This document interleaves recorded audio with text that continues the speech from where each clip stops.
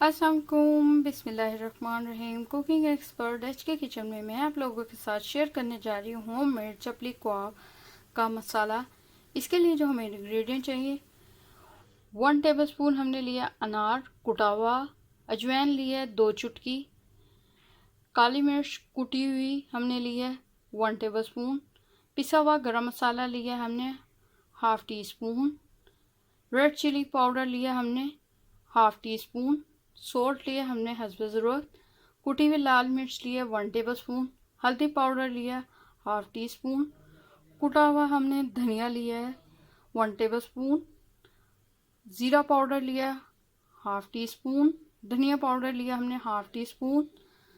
हम इन तमाम अज़्ज़ा को हम बाउल के अंदर मिक्स करते हैं। बाउल में हम सबसे पहले ऐड करेंगे सोल्ट,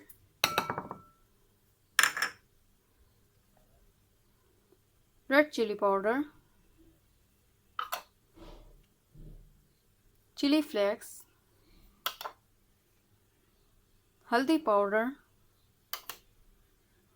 धनिया पाउडर, कुटा हुआ धनिया, ज़ीरा पाउडर और धनिया पाउडर,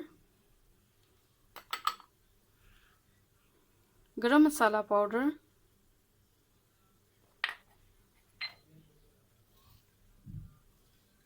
अजवाइन,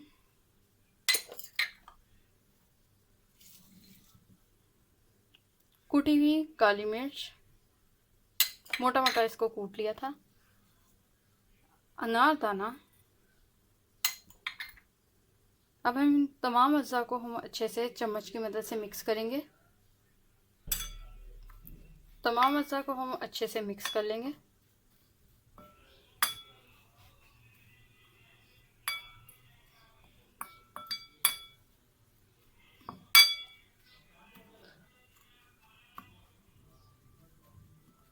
अब हम इस मसाले को डिश आउट करेंगे। होममेड चपली कबाब के मसाले को हमने सर्व कर दिया है। इसको हम 1 किलो बीफ के अंदर इस्तेमाल करेंगे। बीफ, मटन या चिकन के का फार्मूला है ये।